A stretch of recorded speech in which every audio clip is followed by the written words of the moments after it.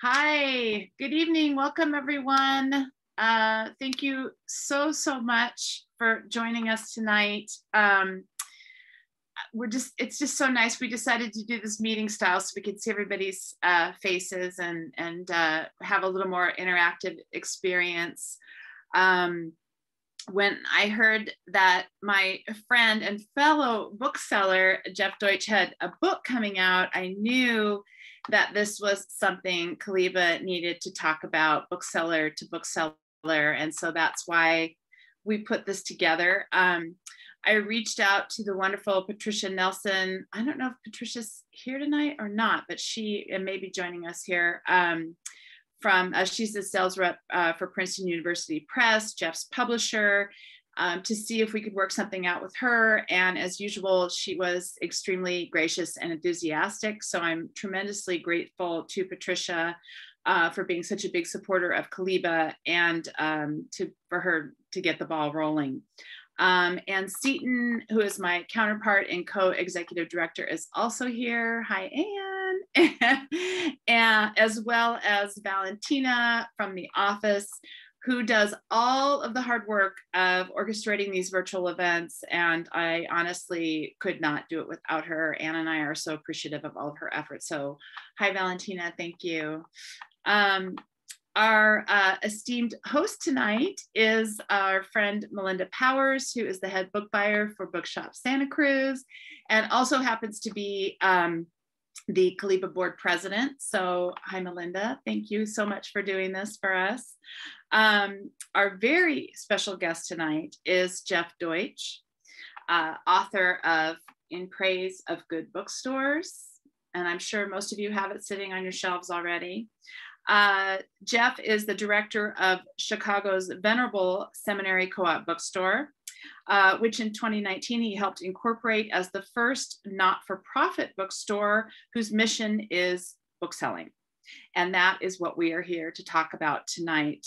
So I'd like to turn it over right away to Jeff, who's just going to give us a little bit of a brief intro about the book and read to us a little bit too. So Jeff, thank you so much for being here. I'm going to let you take it away. Thank you so much, Kristen, for hosting me, and thank you to everyone for joining. It's really special to be with you. I wish we could be together in person, and I actually saw a few of you over the last few days. I was traveling with Patricia through California, and it was amazing to be back in the Bay Area. It's actually the first place I ever felt at home. I'm from Brooklyn originally, but I, in my late 20s, moved to Oakland, and it's still my favorite place in the world. I still have a 510 area code, so I'm with you guys. So I'll just share a little briefly about my background, and then I'll read for just a minute or two. And then I'm really looking forward to being in conversation with you, Melinda, and being able to answer any questions that come up as we talk.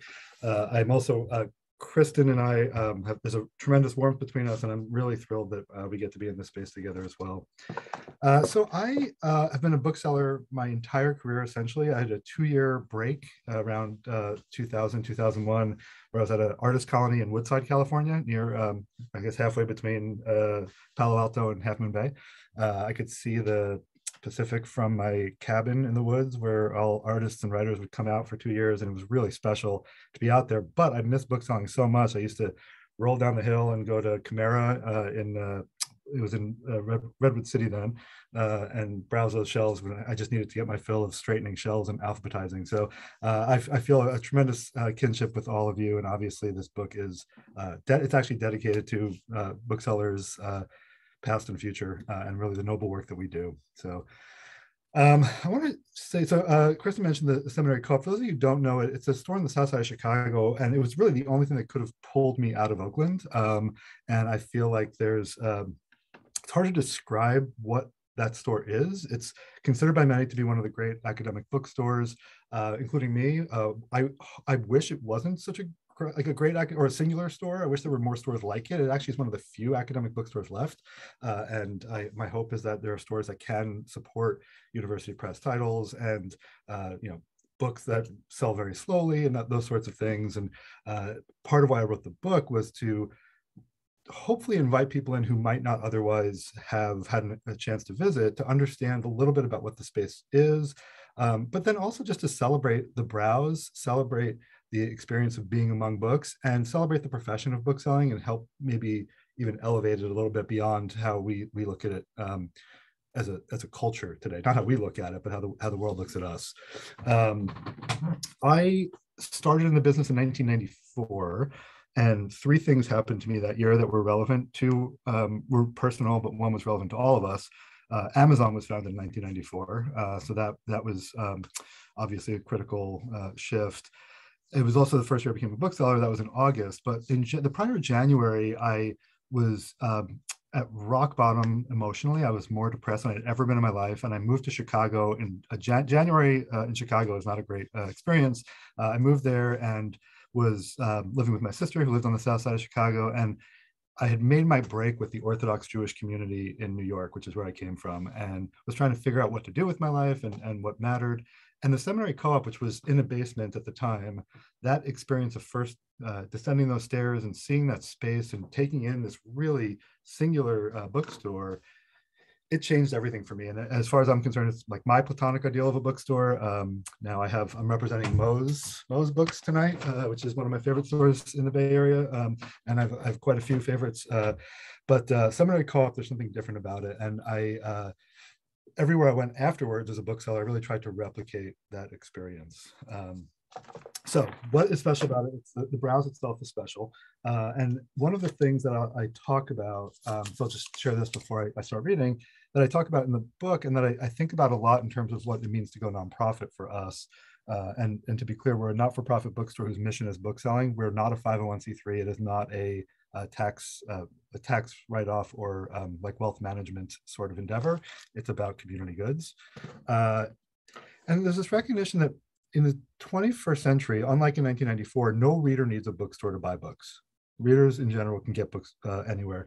And bookstores cannot make a living on the sale of new books alone, with very few exceptions, if any.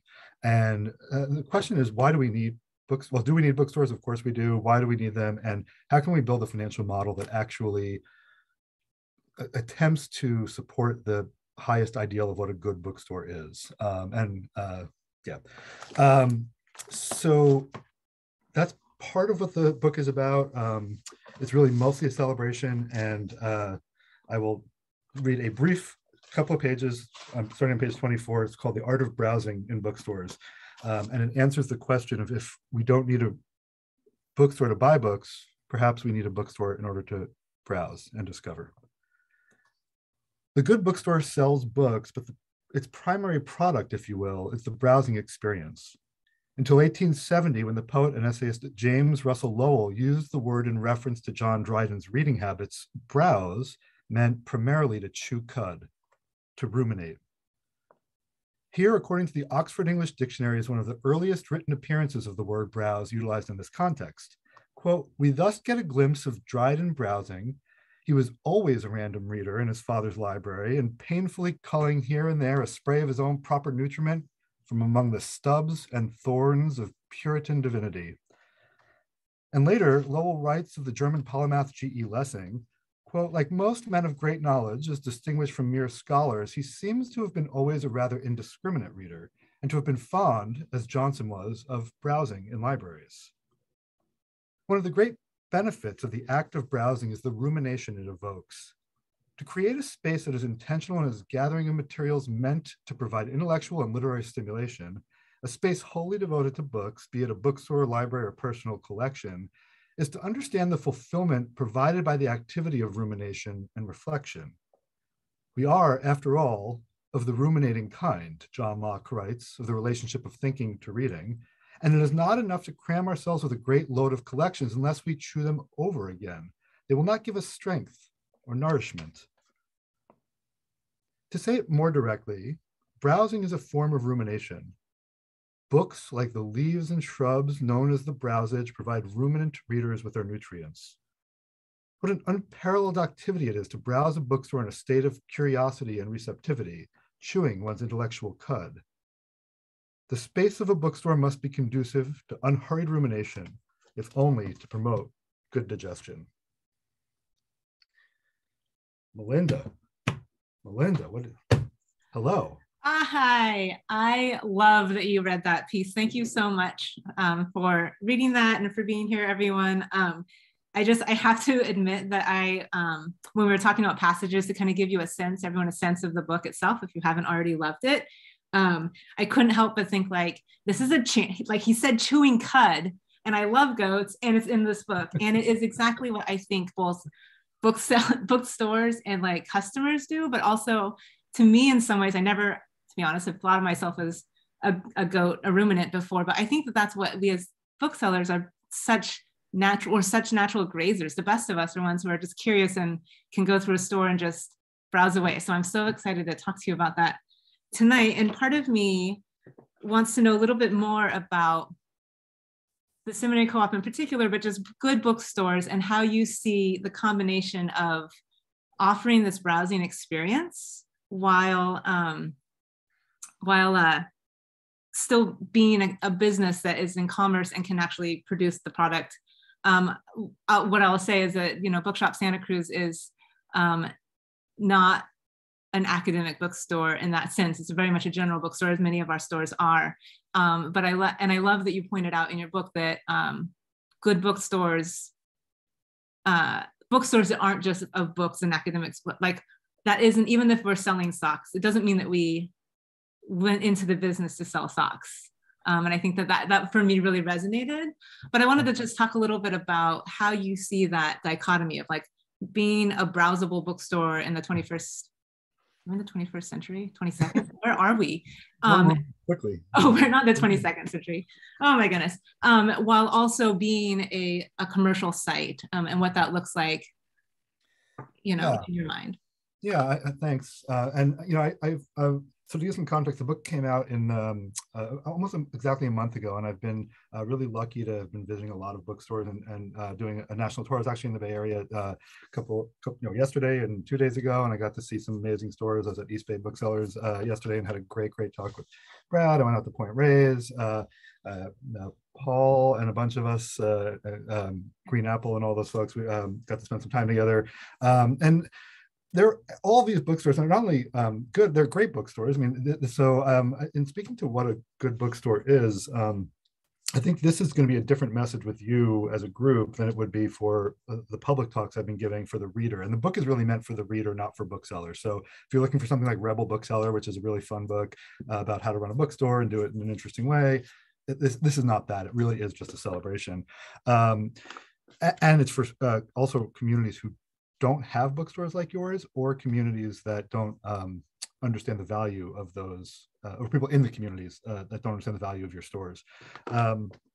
The good bookstore is simply like Socrates talked about the good life, and it's a capital G good bookstore. It doesn't mean there are bad bookstores. I don't know of any bad bookstores. I go into just about any bookstore and can have an amazing time, including go to Salvation Army and look at their book section, and I'm thrilled. I'm not picky in that way, and I think there's nothing wrong with selling socks and other things, which I speak about in the book as one of the problems with running a bookstore.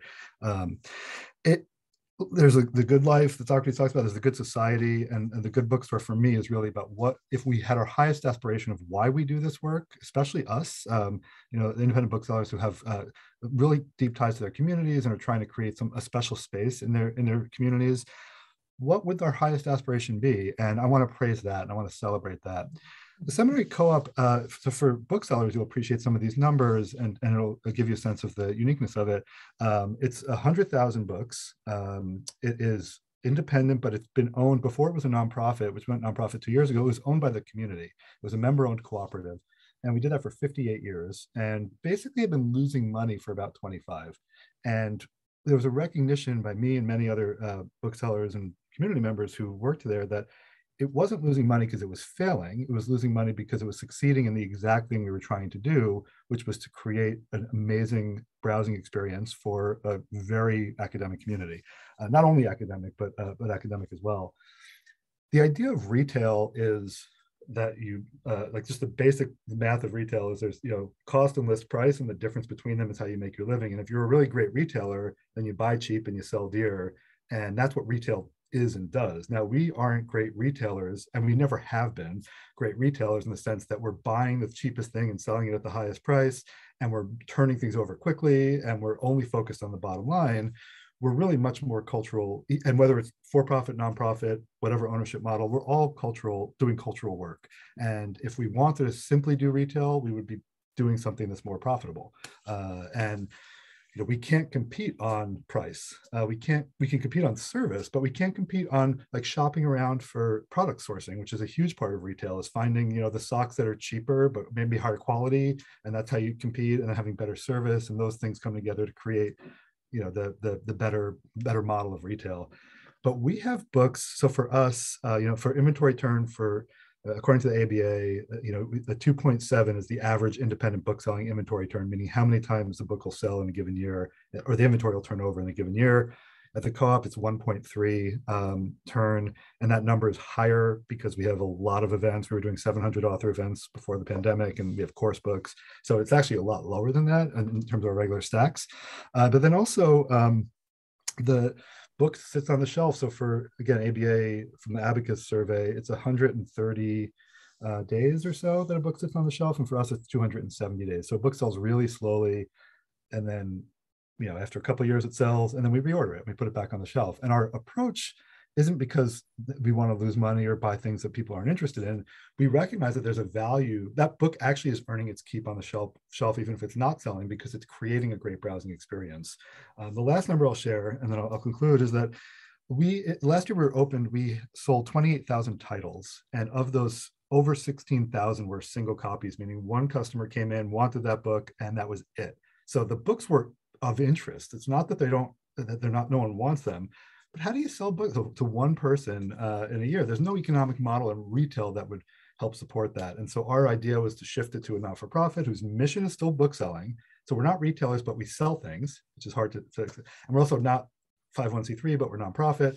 So it's a tough thing to kind of parse. And that's a big part of, again, writing the book, was to say, you know what, don't worry about all that. Let's just talk about how amazing these stores are and these spaces are. And then let's deliberately build a model to support them, as opposed to take the inherited model of retail that we now have. Jeff, I have this entire list of questions that I was wanting to ask you, but now I just want to listen to you talk and just follow up on all of these. And part of it is that my question for you, and I think that all of us are interested, is that, do you see models around that are not in our current system that work, that are, we should consider adopting, or that we can just look at and be like, oh, if only, because we're just not clearly set up that way in a lot of ways right now in our society. I want to answer this with a tremendous amount of humility in this room. And first of all, say that this is about one store that I didn't build and never could have and never would have imagined, and none of us would have. I mean, this is a 60-year-old institution. And I don't know how many of you have visited it, but it's not something any of us would try and build today. Just like none of us, if public libraries didn't exist, none of us would have the audacity to think that we could actually found something like a public library or finance it. And yet we did. We built it as humans built it. And so far be it from me to tell anyone how to run their business. And I feel like anyone who is figuring out how to be a bookseller in the 21st century, my hat's off to you. I mean, everyone's doing amazing work. So this is really just one perspective from one bookseller. And that perspective is that it's completely broken, that the retail model is completely broken. There is absolutely no way to solve it as booksellers. The only way to solve it is to step away from bookselling and sell things other than books. So my critique of socks and all of that, for instance, is not that we shouldn't make great curatorial decisions about things other than books that enhance the customer's experience. I think that's amazing. A lot of the shopping I do when I go to bookstores is swag and stationery, and because I see a lot of the books in my store, so I'm looking for those things, and I want to support the bookstores in their community. But that is an economic necessity. That is the problem for me, and it's an economic necessity for something like, according to ABA and the Abacus, almost 20% of sales should be non-book items. The books should turn over really quickly, 2.7. We should make sure that wages are kept at retail levels, whether minimum wage or a little bit above. And that's the way to currently create a profitable store that can return 2%. Where is that going to be in 10 years? And why do we need to step away from bookselling in order to create a profession of bookselling and spaces for books? And isn't it in fact a cultural institution? And aren't there in fact urgent needs for these spaces, especially considering the disinformation and misinformation, the inability of communities to come together over opposing viewpoints and find ways to have common ground and challenge their own beliefs and educate themselves on their beliefs and things like that.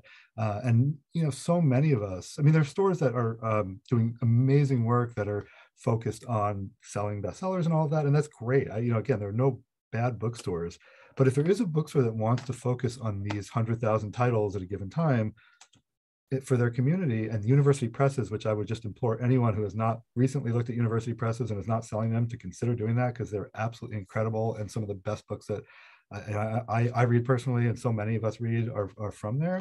Small presses, university presses, things like that. That's not meant to be a cash cow. And so could we find different ways to finance it? Just like journalism in the 20th century was, the business model for it was increase circulation so we could increase advertising, audiences for advertising. And when advertisers found a different place to reach their audience, then one of our most important civic institutions crumbled. And now we're seeing a shift where the long form investigative journalism is being financed by private foundations and communities and other ways. And I feel like there's an analog here that for me begins with just a rhetorical challenge of explaining the work of bookselling, the profession, what all of us do, which is like so critically important and such a professional thing that is not, I have nothing against retail. I'm as blue collar as they get, but it is not retail work. Yeah. Only. Yeah. It's just, it's interesting and disheartening a little bit to think that the answer in part is to step away. Right. To step away from not bookselling, but from the retail of it, right? But that step away is into what? Because I don't see that our current situation broadly has created an opportunity for another alternative for us. But I do believe wholeheartedly that is something that we are exploring in ways that is exponentially changing in bookselling just within the last 10 years. Yeah. But yeah. Absolutely. Well, you're right. And think that a step away from, so for me, a step away from bookselling is a step in the wrong direction. A step away from retail sounds very similar, but it strikes me as very different. And actually two California items that I think are, so City of San Francisco and Kepler's. I'm going to talk about both of those. So City of San Francisco, and I forget when this was, 5 years ago, maybe, when Ed Lee died, they gave $100,000 or whatever it was to, I don't know what it was, 15 independent bookstores, something like that, that were historic bookstores, and it bought them each, 10 minutes worth of rent or whatever. I mean, it's a nominal amount, obviously, in San Francisco, but to think about the idea that a municipality, instead of courting Amazon for however many, hundreds of $1 million to open up a headquarters, thought, well, there is a great cultural good here, and we're going to give money. And that notion that a municipality would give a business that sort of money was really special. And the other thing was, I'm thinking about Kepler's, and again, I was living out in on the peninsula in 2000, 2001, and shopping at Kepler's and Chimera and oh my God, Bell's Books in Palo Alto. It's a great family-owned store. And if they didn't own the building, that place, and I spoke with the Bells, the sisters, if they didn't own the building, that place would have been out of business, decades ago. And it's just wonderful. I think it's still there. I hope it's still there. And the idea that these are actually community spaces and not, I mean, I was at Book Passage 2 days ago. I did an event out there, and we're talking about like what happens in 20 years. Where's Book Passage, and like who cares who owns it and where the profit goes? It's like at some point it becomes owned by the community, and it's almost like it's out of copyright at this point, and it should belong to the community, and that means that it's the community's responsibility to support it. So part of what we're doing, and the book has nothing to do with any of this. This is just us as booksellers talking and me sharing some of the ideas around the co-op. We're looking to, and so Kepler's, when Praveen came in, it was the third time they almost went out of business, and Praveen came in, whatever it was, 15 years ago, and said, we're going to find a new model to finance it. And there's so much money out there for projects like this. And he, coming out of the tech world, thought, well, there's a way to steward this and give it back to the community. when I was at Berkeley and then at Stanford, where I was running bookstores out there, I would meet with students a lot, and I had these 22-year-old students come in and they'd have a deck, and the deck was like 20 pages of here's my idea for a new app, or here's my idea for a new whatever it was, and they wanted to make their first million by 25. I mean, this is 10, 15 years ago. They'd go down to Sand Hill Road and talk to the venture capitalists, and they would walk in with their deck and they would get millions of dollars for an idea. We have these established institutions. I mean, I have a 6-year-old institution, Kepler's is older. I mean, there are these stores that are so profoundly valuable in their community, and yet we're not making a case to say, how can this be supported by the community, considering how much it does for the community? And so my hope is, with Praveen, who started the Reimagining Bookstores that a lot of you were at, is to really have an honest and earnest conversation about what it will mean to be a bookseller in the 2030s, what it will mean to professionalize salaries, and benefits and career tracks. And Melinda, you and I both have this really cool thing where we're not owners, and yet we've been able to build careers in books. And I would love for anyone who's in their 20s and 30s, young booksellers who want to do that, to be able to, do better than we did, but certainly also do actually be able to do it. And we'd all love to retire from bookstores, but I also want to browse at the seminary co-op in 20 years. And I don't think I can do that if we don't change the model. Yeah.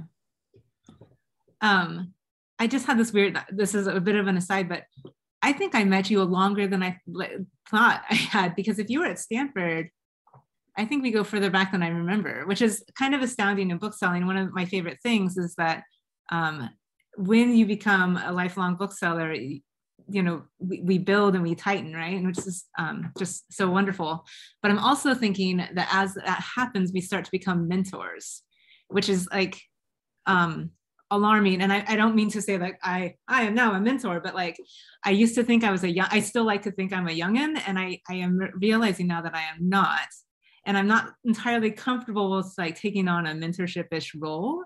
But I just wanted to ask you, as someone who's now been in the business, for, a couple of decades, what does it feel like to be in the position that you're in now? And how have the people who mentored you coming up through bookselling and essentially gave you an open and safe place to stay in the community, like how have they affected your life? And how do you take that into the way that you're in the, being in the world essentially of bookselling? Yeah, that's a powerful question. I will say, you're talking about like how long we've known each other. I was shopping at your store in 2000 and 2001 also. I've known that the store, the stores down there were incredible. And around that time I was shopping, and I want to ask the same question of you, by the way. And I also, one thing I want to mention, maybe we can get to, maybe you'll give me the next question after you answer that, because I'd love to ask you some questions too. When I was shopping down there was a store, some of you, I don't know how many of you know Walter Martin or knew Walter, he's still with us, but he's not in California anymore. I used to go visit him in 2000, 2001, and he ran a store called Camaro, which used to be in Palo Alto and then moved to Redwood City. And it's one of the best stores I've ever been in. And it was a used bookstore and records and things like that. And the thing with Walter, and I never worked for him, though I tried many, many, many times, and he would never hire me. He had, so in the book, I think about like what is the work of bookselling if it's not retail, and it's not simply buy cheap, sell dear, which is really what retail is meant to be. And thinking about it, like what is our the work? And in the book I write about filtration, selection, assemblage, and enthusiasm being the work, but the primary quality is discernment and figuring out from the 30,000 books or whatever. I don't know, you as a buyer there probably look at more than that, but we're looking at about 30,000 books a year to figure out what to bring in for front list, and then for backlist we're looking at 30,000 more books that sell every year. And that discernment of what should we keep, what shouldn't we, book by book by book. Again, there's no efficiency to it. This is not good retail. Good retail, you can just buy a pallet of socks and tell them to throw in different colors and you're done. But with books, you have to look at every single one. Each one matters. It matters whether you put it on the shelf or not. And that discernment is critical. And Walter Martin had such incredible discernment. You walk in that store and you could just tell those books were such high quality. And he was a bit cranky. He didn't have a great sense of service. And I remember I first found the Bollingen Paul Valery complete set there. He had $1,500. This is in 2000 for 15 books. And I brought in a bunch of books to trade. I was like thrilled that he liked most of them and wanted to buy them. It felt like a big compliment. And I was like, can I I need volume 14, which is the Analects. It's a wonderful book if anyone hasn't read it. I want volume 14, and I'll work for the rest of it. Like whatever you need, I'll work for books. And he's like, there's no way I'm breaking that series up. And no, I'm not hiring you. You don't know what you're talking about. You know, it's like that kind of thing. And just watching him in that space and understanding how that space really reflected what he cared about was really important to me. And that store is no longer, he's still selling books, I think, out in Texas. But it's very sad to me that that store couldn't make it in Silicon Valley because of obvious reasons. But really the mentors that mattered most to me are people. So I came up through Barnes and Noble, and then I worked at Berkeley and Stanford. So I was with Follett. So the idea of independent booksellers being like a special group, my experience was actually a lot different because I came up through the chains, and a lot of us did actually.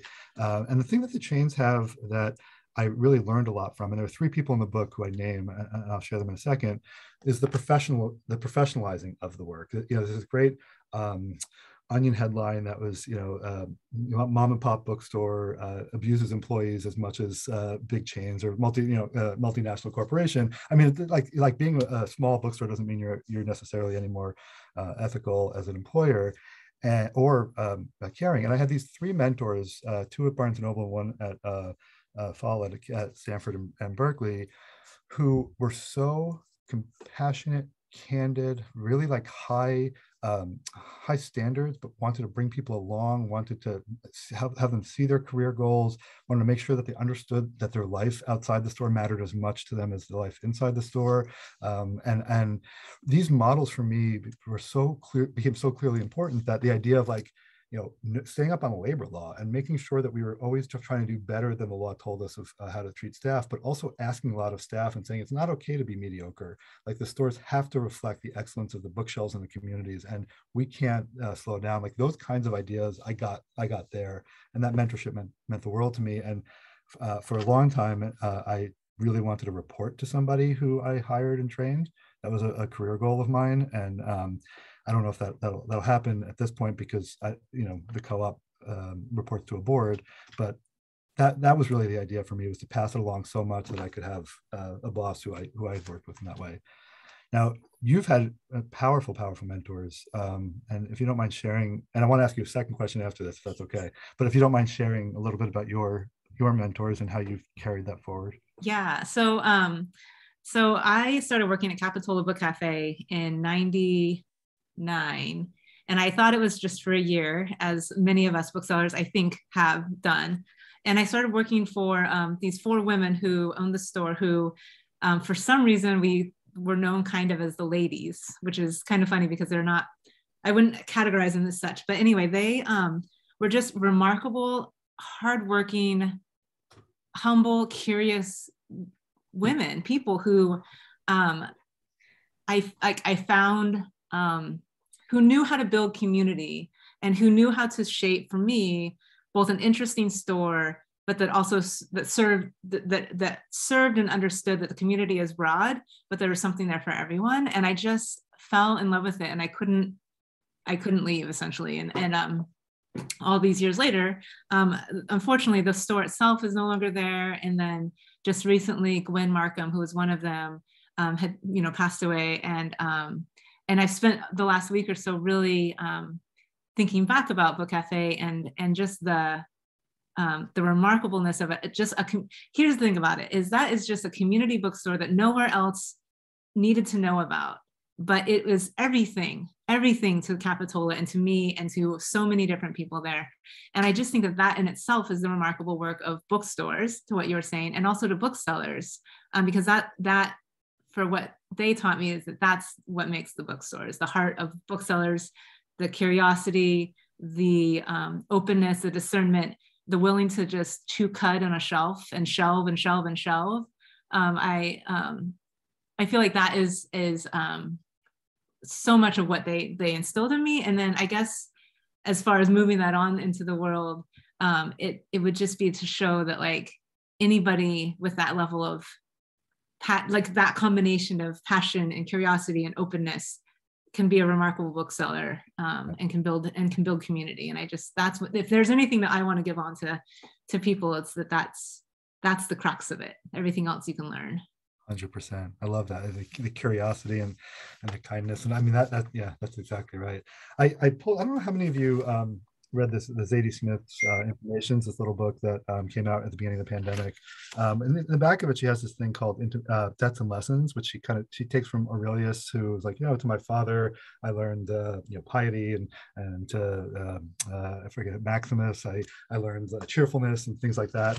And I feel like all of us want to write these kinds of things. And like, I'm even like, the people on this call, there's so many of you who've been mentors to me. And she has things like that. From my mother, I learned energy, vitality, charisma, from Luke, a homemade spirituality, and like these kinds of like really beautiful ways of just like thinking about our own qualities as they were reflected in others. From Virginia Woolf, to replace that missing layer of skin with language for as long as that works. From Tracy Chapman, great Bay Area, Jonathan, all that you have is your soul, therefore liberty.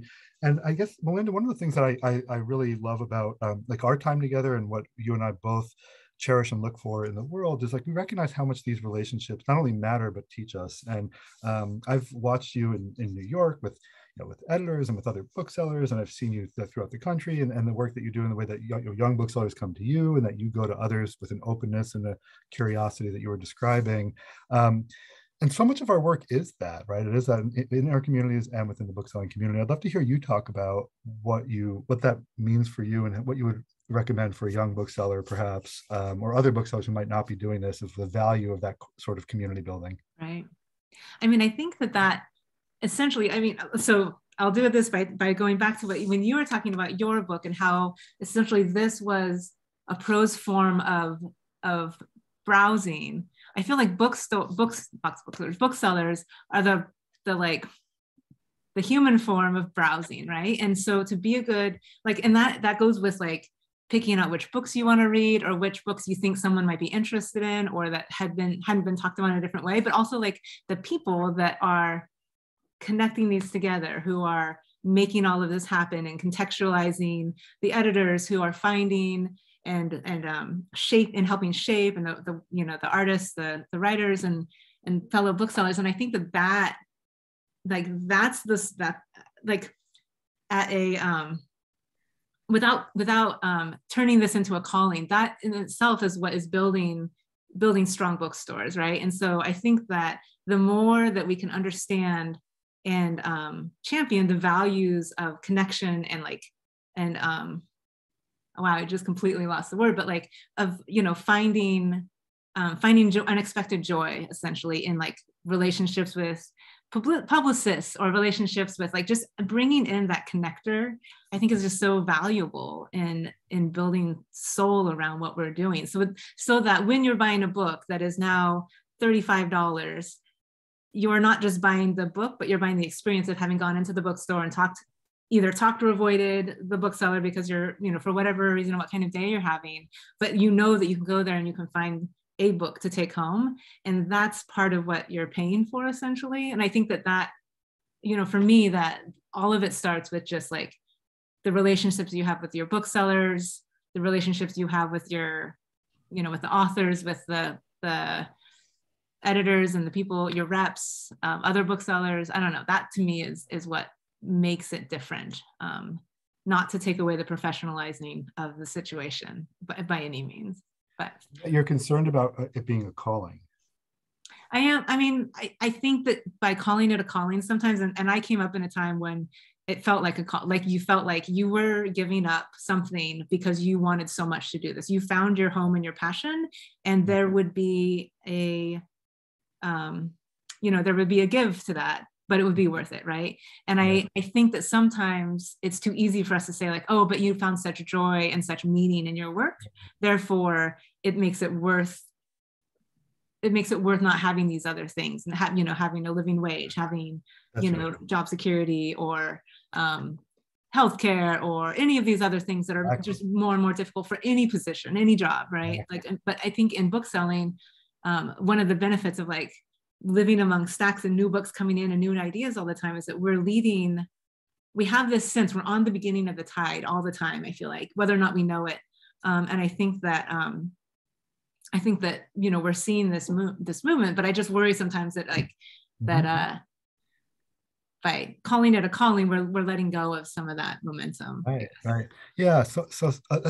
I'm glad you touched on that, and it's a huge part of what the book is about, and what we're thinking about for the stores, and why this 10-year idea is so important. Is one of the things that I feel like we do as an industry is we are sometimes apologetic or humble. I said we're humble about what we do and the work that we do, and we break our sweat, we put in our hours, and we're quiet about it, and we're not really like those the students at Berkeley and Stanford who are trying to raise their money, who are talking about like the amazing value that they provide. Like, we're not great at articulating our value. We're great at doing the work and not being like barkers about it. And I personally, so I had this conversation about vocational awe, which is similar to a calling. With a librarian, I would give talks because we were a co-op. Every year I'd give like town halls and those kinds of things. And I would talk with her a lot because she was a local librarian, saying, this is such powerful work. It's so amazing. I love it. I love it more than anything. I couldn't imagine doing anything else. And for a long time, she really appreciated that. And then one time she pulled me aside and said, that's really bad that you're saying all of that. I said, what? She goes, well, there's vocational awe. And I'm like, yeah, no, I got it. I've got vocational awe. I'm in awe of this work. It's so amazing. But she said, yeah, but what about the pay? And I'm like, oh yeah, no, we need to be paid more. There's no question. And can we figure out a model where there's vocational awe and not only like decent like living wages and benefits, but like professional wages? I mean, one of the things that struck me, and I was in the Bay Area where obviously the cost of living is so expensive, and Kepler's just introduced a living wage surcharge, which I think is a really cool idea, and I can't pull that off in a lot of places. But why are we comfortable with even living wage in this profession? Like, I want to can we make as little as librarians? Can we make as little as publishers? Like that would make me happy if we can get to that point where we're making even that little. The Obama administration's Labor Department in 2016 instituted a minimum wage for exempt employees that was something around $53,000 a year, and then the Trump administration rolled it back. And this is 6 years ago. We're at the University of Chicago. Across the street, they just implemented that, right? And could you imagine like entry level, like a clerical job where you're making decisions about finances, so you're exempt, starting at 54,000 when you're, no matter what, that's the minimum. 6 years ago, can we get to a point where a low six-figure salary for a 20-year bookseller is not considered obscenely expensive? Because in a retail model, you can't actually afford that. Can we find ways to turn it more into a profession in that way? So I agree with you, and I don't want to get away from the idea of the calling or vocational awe. I just don't want it to be a euphemism for underpaying and mistreating labor. Yeah. Well, Jack, here's the thing. I feel like we could do this forever. It would be better if it was like 2 a.m, perhaps with some French fries. But I want to make sure that everybody else has an opportunity to ask questions or have comments and stuff like that before it runs away from us too far, just because I know that everybody also has evenings to attend to and stuff like that. So I'm happy to keep talking, but are there any Melinda, questions? very quickly, you're right. We would be closing down the bar and then like wandering down the street to go get some French fries and greasy food so we can wake up 4 hours later and go to convention. Yes. We should do that. I'm definitely seeing some stuff in the chat. And I do have to go back, Drew, really fast. I've never thought about it before, but we are absolutely goats in the shelves when we're shelving. From now on, that's exactly what I'm going to think about. I hope we're as cute as that too. And then Elena's talking about, I can't help but feel that these problems are that the government needs to fix, that it shouldn't be the onus on the small business alone, let alone a small bookstore to solve. And this is kind of talking a little bit, Jeff, about what you and I were like nudging at the beginning, is like, are there models elsewhere that can, I don't know. I mean, that's the thing, is that like, those are big models to change. And it is both all of our responsibilities, but not like a bookstore's responsibility to change the way our government allows commerce to happen or controls commerce. But I mean, there's no question these are systemic issues. And I think the part, what has inspired me, because again, I'm almost 30 years in the business. I don't own the store. I get a paycheck, and that's been a real privilege. And then with this 6-year-old institution that has a national reputation, I just thought maybe there's a way to do this where we could take some matters into our own hands and not wait for whether it's a government or anyone else to help. And one of the things that's been so important to me is, and it's dispositional for me, is like, I'm all about like controlling the things you can, ignoring the things you can't, and doing what we can to try and make a difference. And I've seen too many amazing bookstores go under, and I just don't want to live in a world without the seminary co-op. And I think that the problem, there is a rhetorical problem. So 100% yes, it's systemic issues. Could it be fixed with those things? Yes. Is that going to happen in America? No. Is it going to happen quickly enough that the seminary co-op will survive? No. I mean, and many of us. But if we as a community came together with people who have money who can support this, but also publishers and authors and agents and a lot of the stuff that the Reimagining Bookstores movement started, and asked the question of what is the purpose of these bookstores? Why do you care about having them in your community? And how can we then come together to build them? And I believe deeply in the collaboration with anyone who does this book work. I don't think anyone is screwing anyone over within the industry. I know I have differences with some of you on this, but I don't think there's a lot more margin. And there's a model in France we were talking about, Melinda, where you can't discount books beyond 5% of the list price because they're cultural goods. Well, so what? No one's going to go for that. But if they did, and we could sell books at full price, which we do, we still lose money, and the only way you can make money is by paying below a professional wage and all of that. What if we went to the publishers and talked to each other and talked to municipalities and talked to philanthropists who are private philanthropists, and there already are some that are working on these issues, saying, let's articulate the value of these spaces and find ways to finance them, because there is so much money out there, and we actually are like a complete bargain for what we do for our communities, including property values, frankly, because a bookstore in a community raises property values, but we're aligning ourselves with small businesses in general, which is amazing, but we're also different from small businesses. We're doing culture work. So how can we really figure out that strength and not say to publishers, give me 10 more points, which won't help anyway in 10 years, but say to publishers, hey, are we helping you with author relationships? Well, let's talk about that. Are we helping you? You're giving this money to TikTokers. What are you doing for us in terms of these brilliant booksellers who are writing blurbs that have national, carry weight nationally?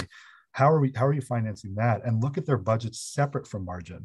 The other thing about the nonprofit, last thing I'll say about the nonprofit model that I haven't talked about once on the trail, because this is for booksellers and not for the general public because it's boring, but for you it's not. We are now a new channel for publishers. So as a not-for-profit, we can be treated differently than we're not competitors with you. And the ABA gets together and you're all competitors. We're not. We have our own channel, just like Amazon does, just like Costco does, and it's a nonprofit whose mission is bookselling, and it can be treated legally differently. And we can get everything on consignment. I'm not saying that publishers are running to do this, but we have already some great conversations about what has been hard for you, publishers, and what has been hard for us. When Borders went out of business, and whatever it was, 600 stores closed, book sales didn't drop. And that's a really humbling fact that I feel like we should all pay attention to, which is if every single one of us went out of business, the readers would find books. They might find different books, but they'd find books. It's not going to affect anyone's bottom line. It will affect our communities. It will affect the publishers and their ability to publish amazing books that need our help to get out into the world. But they're not the books that make money for the publishers. And so if it's a financial argument, we're going to lose it, I think. I know it's controversial to say that, but I do think so.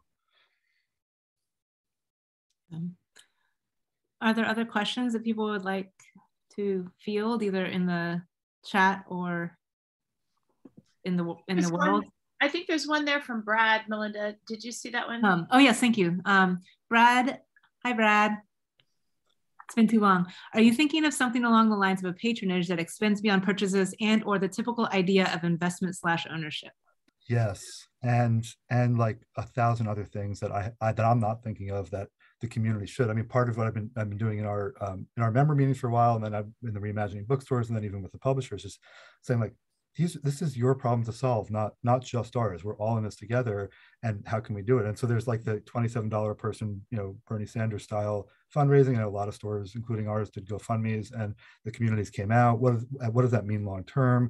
And then large donors, people who really care deeply about these spaces and want to create spaces for it, but also institutions and municipalities and philanthropy in general. Again, not just 501c3, but folks who have made good money in these communities and came up with bookstores and want to make sure that they give them back.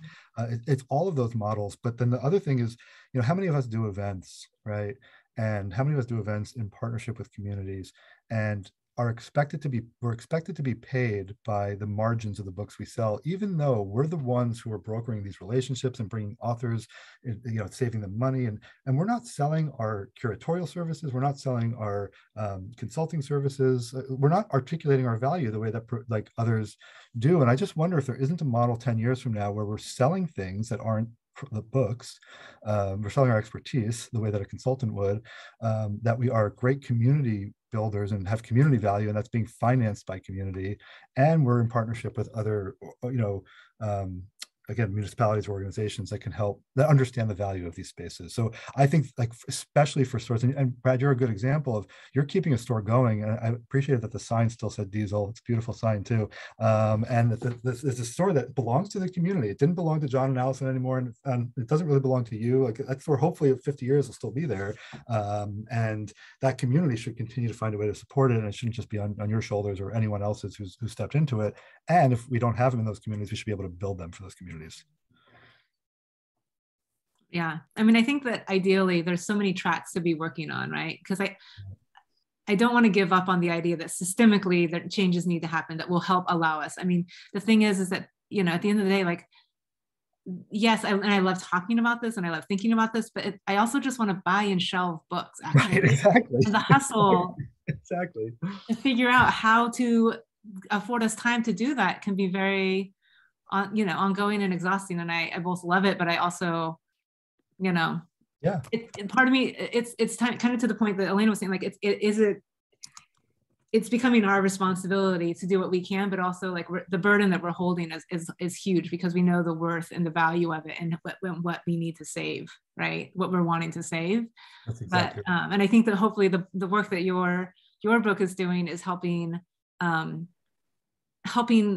I want to say, actually just solidify the growing understanding that, generally speaking, and through the pandemic, I think that our, the general community, the community at large is understanding and realizing, and it's giving words to the importance of, like, keeping bookstores, keeping stores, keeping downtowns alive when we couldn't go out, so that we could return to them.